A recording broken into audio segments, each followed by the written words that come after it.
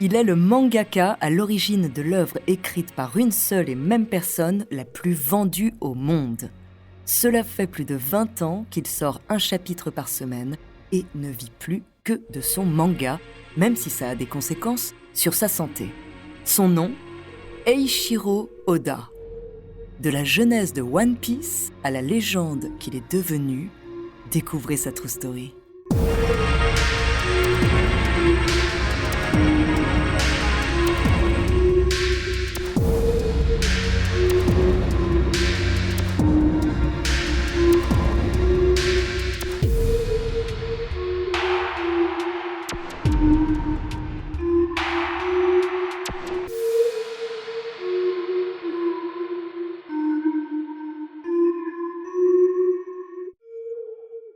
Bonjour, ici Andrea, bienvenue dans True Story. Alors aujourd'hui, je vais vous raconter la genèse de l'un des plus célèbres mangas au monde, One Piece.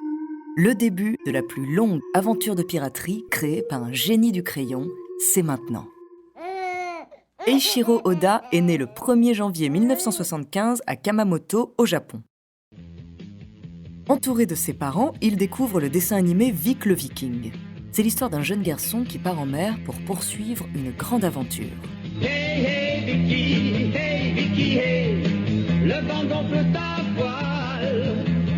Hey, hey, Vicky, dans le danger, pense à ta bonne étoile. Eiichiro commence à dessiner en essayant de reproduire les images de son dessin animé préféré. À l'âge de 4 ans, il annonce à ses parents « Plus tard, je veux être mangaka, dessiner pour ne jamais avoir à travailler ».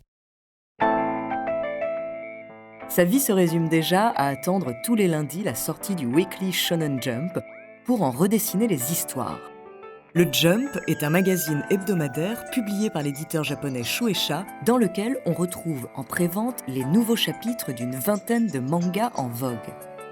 Épais comme un annuaire, sur une impression qui laisse à désirer, il permet à de jeunes mangaka de sortir de l'ombre. C'est notamment là que les premiers chapitres de Dragon Ball sont sortis. Le Jump se base sur l'avis des lecteurs via une petite fiche à remplir à la fin de chaque numéro. Ainsi, les mangas ne plaisant pas ne sont plus publiés. Eiichiro rêve de paraître à son tour dans le Jump et d'être dessiné par les enfants.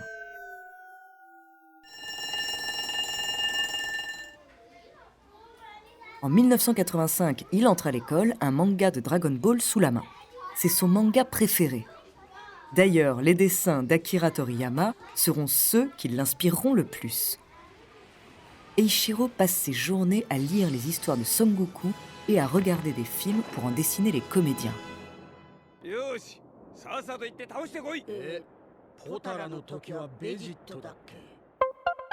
C'est à ce moment qu'il commence à inventer des histoires. Eiichiro est un garçon de 10 ans, très solitaire.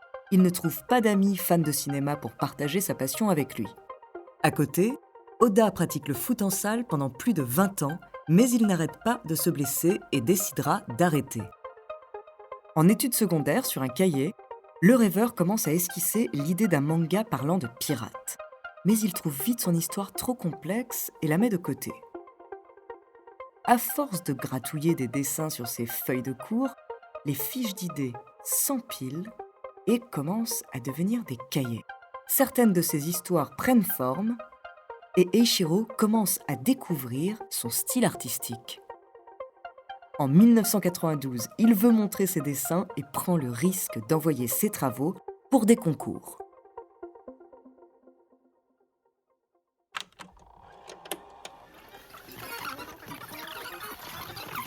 « 1992.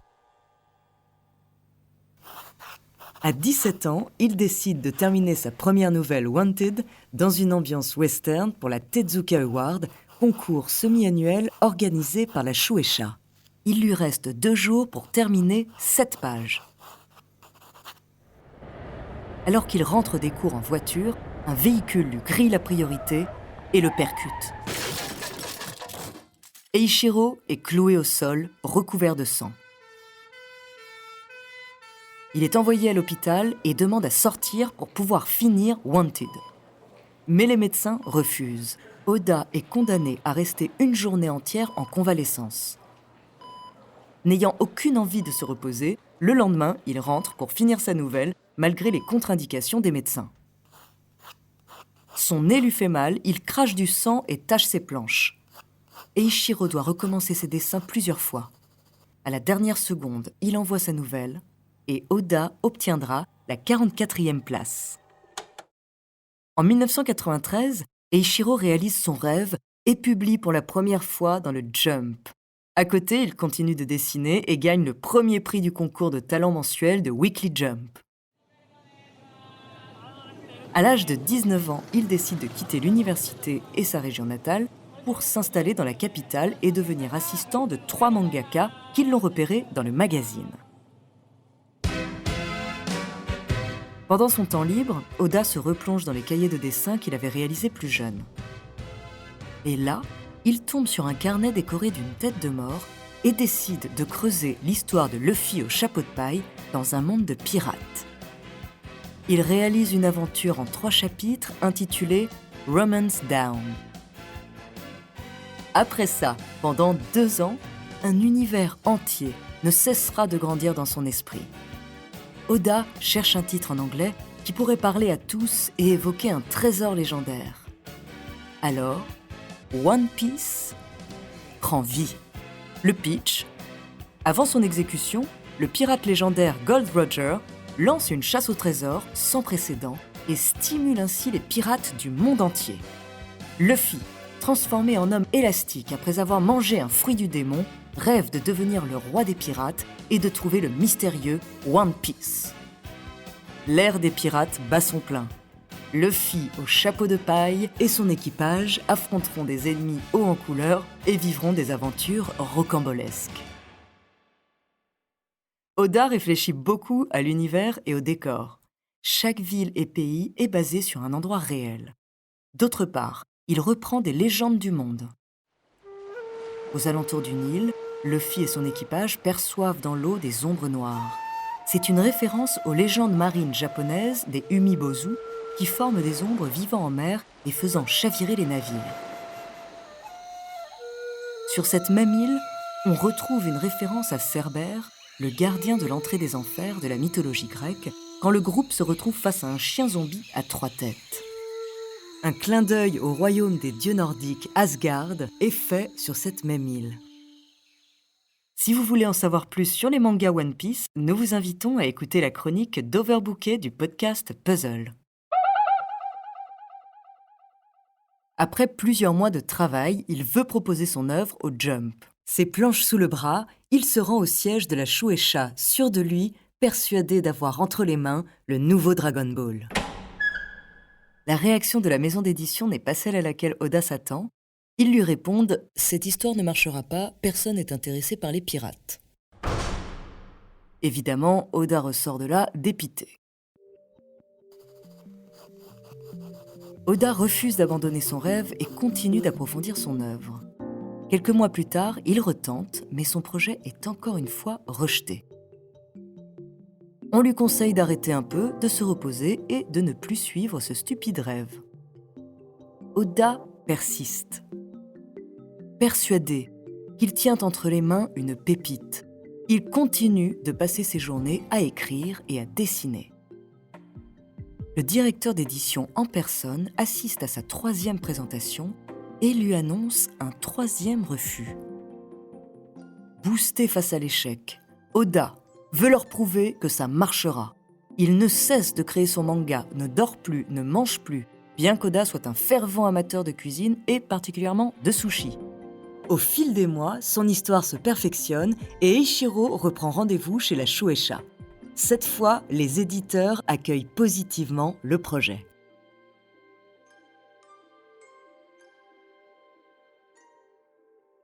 Le 19 juillet 1997, le premier chapitre de One Piece est publié dans le Jump. Pour le réveillon de Noël, le premier tome de One Piece est enfin disponible à la vente. Oda passe la journée à la librairie à attendre le premier acheteur de son manga, un enfant. À partir de 1998, un chapitre de son manga sort chaque semaine dans le Jump. Découvrons le processus de création du maître Eiichiro Oda. Pour créer les planches de One Piece, Oda commence par crayonner seul sur des feuilles de brouillon en plaçant les bulles dans lesquelles il insère des caractères. Il dessine les personnages sans les décors. Pour réaliser les armes, il lui arrive de s'inspirer de la collection d'armes anciennes qu'il a dans son atelier. Ensuite, il fait appel à ses assistants pour dessiner les décors selon les documents fournis par le maître. Puis, ensemble, ils passent à l'ancrage. Alors, les lignes du crayonné sont minutieusement effacées. Là, le responsable éditorial écrit de façon propre et lisible les caractères. Habituellement, le logo est rajouté dans un espace libre, mais parfois Oda s'amuse à le customiser avec des événements du manga. 1 an après la première publication, Oda reçoit une demande de la Toei Animation pour lui acheter les droits en animé. C'est comme ça que le 20 octobre 1999, Luffy naît sur petit écran.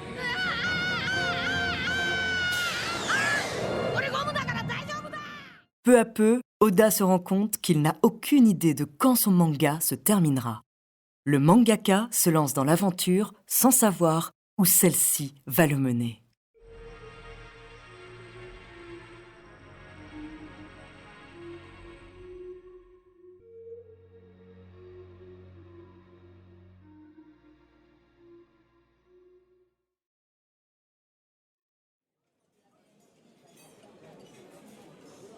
Alors qu'il mange au restaurant avec ses éditeurs, Oda entend pour la première fois la voix de Luffy à la télé. Là, tous les enfants de la salle se retournent et chantent l'opening We Are.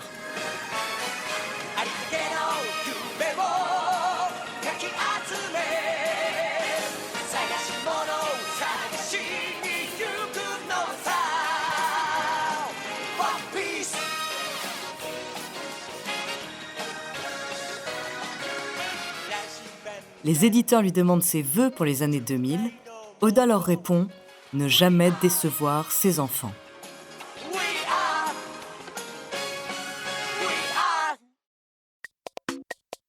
Alors, tout s'enchaîne très vite.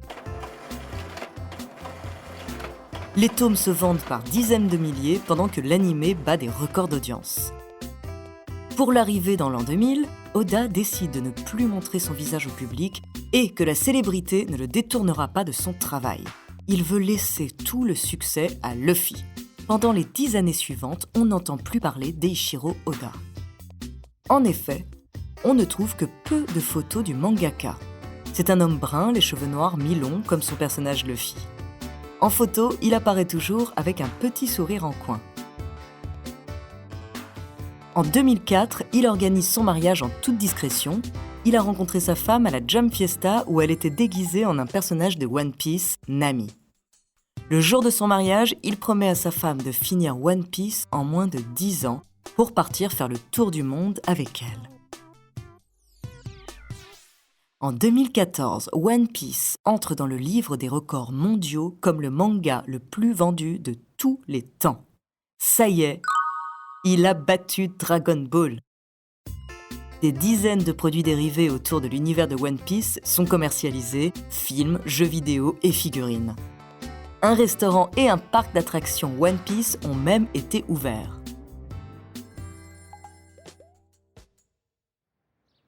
De nombreuses statues représentant des personnages de One Piece sont installées dans sa région natale en hommage à leurs créateurs. Et pour la petite histoire, lors de l'inauguration de celle du personnage principal Luffy, le 30 novembre 2018 à Kamamoto, des centaines de personnes viennent se recueillir devant la statue et la remercient d'avoir sauvé leur ville du terrible séisme qui a frappé la région en 2016. Oda serait l'un des hommes les plus riches du Japon. Ses revenus annuels sont estimés à 3,1 milliards de yens, soit plus de 23 millions d'euros. Il culpabilise beaucoup de gagner autant d'argent alors que des personnes travaillant plus dur que lui durant toute leur vie ne gagneront jamais autant que lui. En 2015, après 15 ans de silence, le mangaka refait parler de lui. son train de vie commence à lui poser quelques soucis de santé. Il nous dévoile alors son rythme de vie. Tous les matins, Oda se réveille à 5 heures. Il se met à travailler. Le mangaka ne s'accorde qu'une seule pause dans la journée pour aller aux toilettes. Il travaille ainsi jusqu'à 2 heures du matin. Chaque temps est calculé et optimisé. Du lundi au mercredi, Oda écrit et met en page son chapitre. Du jeudi au samedi, il le dessine et fait l'ancrage. Le dimanche est dédié aux finalisations et au coloriage de la page de couverture. Cela fait donc 18 ans qu'Eiichiro ne dort que 3 heures par nuit pour suivre le rythme d'un chapitre par semaine. En 2016, lors d'une interview, il évoque, bien qu'en rigolant, son combat quotidien. « Je me bats chaque jour pour réussir à écrire la fin de One Piece avant la fin de ma propre vie. » D'ailleurs, il avouera ne plus vouloir mourir derrière son bureau, mais sur une plage. Après le chapitre 597, le mangaka prend 1 mois de vacances. Les premières de sa carrière, cela marque la moitié de One Piece.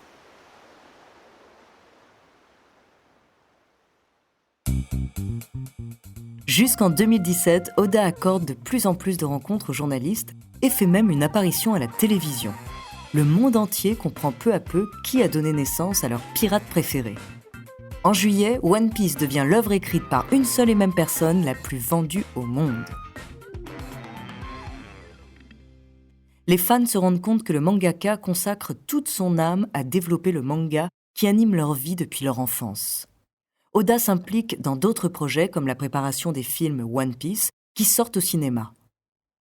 Oda ne crée pas seulement un manga, mais il lui dédie toute sa vie et son énergie, quitte à sacrifier une partie de sa santé et de sa vie privée. Certains mangaka ont par le passé déjà fait le même choix, mais ça n'a pas toujours bien marché, comme par exemple le manga Nana, qui est arrêté depuis plus de 10 ans et n'aura probablement jamais de fin. Ces éditeurs mettent souvent en avant la capacité surhumaine d'Oda en ce qui concerne son rythme de travail. D'après eux, il serait impossible pour une personne normale de suivre le rythme d'un tel génie.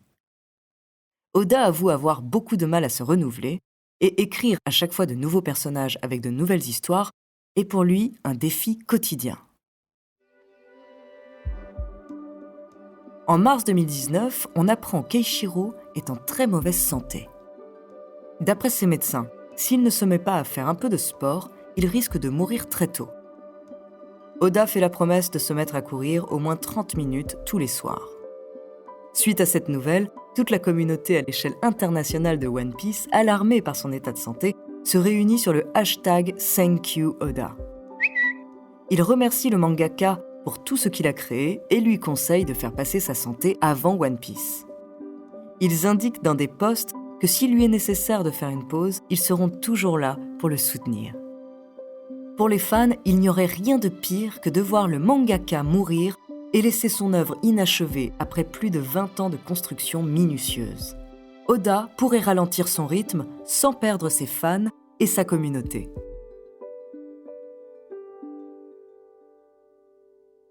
Mais il reste un détail contractuel non négligeable entre Oda et la Shueisha, même si Oda dispose d'une grande liberté pour son œuvre. Bonjour tout le monde et bienvenue au Mon Corvo, voici Kitaro. Et voici Kamal Tero. Aujourd'hui on va parler d'un sujet qui est assez sérieux, qui est assez grave, qui concerne la santé d'Eiichiro Oda. On a décidé d'agir nous au Mon Corvo et on va vous expliquer un peu tout ça et surtout vous expliquer vous comment vous pouvez participer directement chez vous. En avril 2019, les youtubeurs Mon Corvo, grands admirateurs de One Piece et son créateur, qui publient régulièrement du contenu sur le sujet et sont suivis par une grande partie de la communauté française, lancent un appel au soutien d'Oda sur leur chaîne. Le mec nous apporte toutes les semaines depuis bientôt 22 ans pur bonheur. Donc aujourd'hui, si on peut essayer de lui rendre parce qu'il se sent pas bien, rendez-vous donc sur Twitter, vous avez en description le lien de notre tweet pour le partager. Écrivez un petit message d'amour en anglais, en français, osef, dans tous les cas, vous savez, c'est pas grave. Montrez juste que vous êtes là pour lui et surtout montrez que One Piece c'est une énorme famille. Vous savez vraiment qu'il y a aucun autre manga qui arrive à faire ça en fait. Et là aujourd'hui, moi je préfère sincèrement de savoir que le mangaka lui aille bien et continue One Piece plus tard. One Piece, c'est essentiellement Eiichiro Oda, mais Eiichiro Oda, ce n'est pas que One Piece. Et ça, c'est vraiment très important, je pense, de le comprendre. D'ailleurs, on sait que Oda, très sensible à sa communauté sur les réseaux, dit aimer regarder certains youtubeurs et n'hésite pas à envoyer en 2018 un message adressé à tous ceux qui sont nés en même temps que One Piece et deviennent des adultes.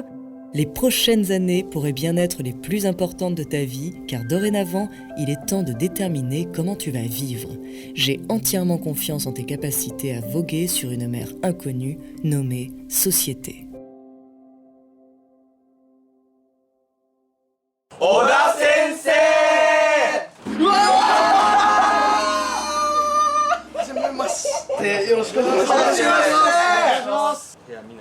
Été 2019, les youtubeurs japonais, les Fishers, parviennent à interviewer Eiichiro Oda.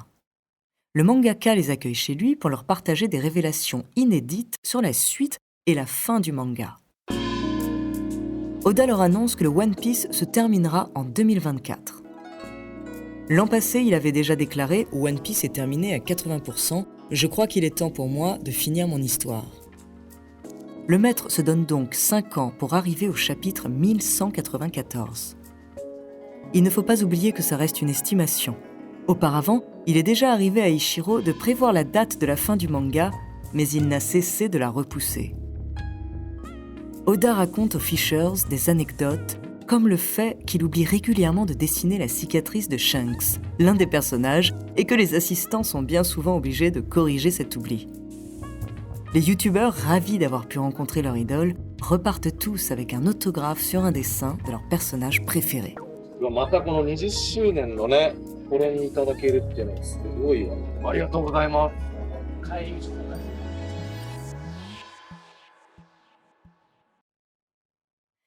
Sa santé ne va pas en s'améliorant. Début mars 2020, le mangaka tombe subitement malade et le chapitre 973 de One Piece est repoussé.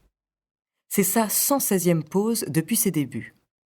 Depuis ces derniers temps, Oda, conscient de l'impact de son rythme de travail sur sa santé, s'accorde plus de pauses lorsqu'il arrive à épuisement pour parvenir à achever One Piece dans de meilleures conditions, bien que son allure reste très soutenue. En dehors d'Oda, une seule personne a déjà entendu la fin de One Piece. Pourtant, l'auteur n'a jamais dévoilé à son entourage ni à ses assistants l'achèvement de son œuvre. Mais comme évoqué au début de l'épisode, Oda n'a qu'un seul vœu, ne jamais décevoir les enfants qui suivent les aventures de Luffy. Alors, quand il va recevoir une demande émouvante d'un jeune fan de One Piece, le mangaka ne va pas hésiter une seconde à réaliser son rêve.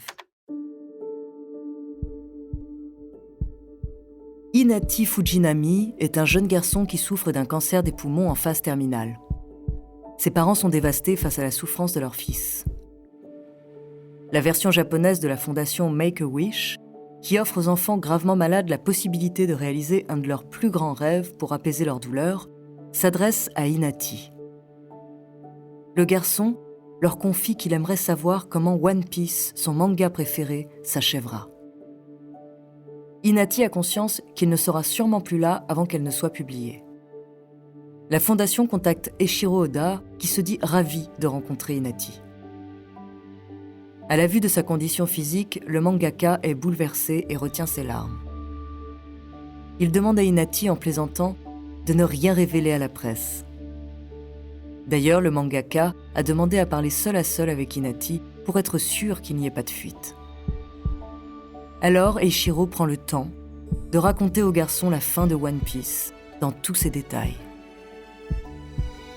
À la fin de leur entrevue, Hinati Fujinami sourit et pleure en même temps.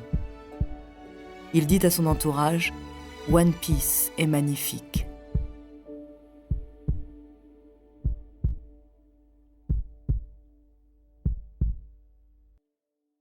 Si vous n'êtes pas déjà un grand fan de One Piece, il vous reste moins de 5 ans pour dévorer les 978 chapitres et ne pas vous faire spoiler la fin. Merci d'avoir écouté cet épisode de True Story. N'hésitez pas à le partager. En attendant, n'hésitez pas à nous faire part d'histoires que vous aimeriez entendre. Nous nous ferons un plaisir de les découvrir.